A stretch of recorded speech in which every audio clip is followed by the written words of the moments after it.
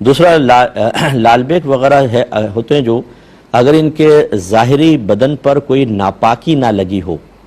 اور وہ ناپاکی اگر لگی ہو فرض کر لیں وہ چھٹ کے برتن میں لگے گی، تو یہ پھر اس وقت خود بھی ناپاک کہلائیں گے اور برتن بھی ناپاک. جیسے نالی سے نکلا اور گندا وہ پلیٹ پہ چڑھ گیا تو کالا کالا اس پہ کچھ پانی سے لگ گیا، تو یہ تو پانی کی وجہ سے ناپاک.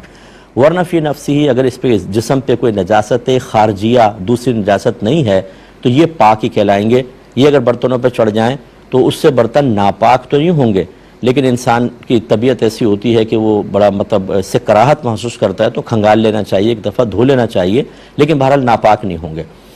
اگر یہ پانی میں گر جائیں تو پانی پاک رہے گا، برتن بھی پاک رہے گا. اور اس کے اندر اصول یہ ہوتا ہے کہ ہر وہ جاندار جس میں بہتا خون نہ ہو، اگر یہ پانی میں گر کے مر بھی جائیں تب بھی وہ پانی پاک ہی رہتا ہے.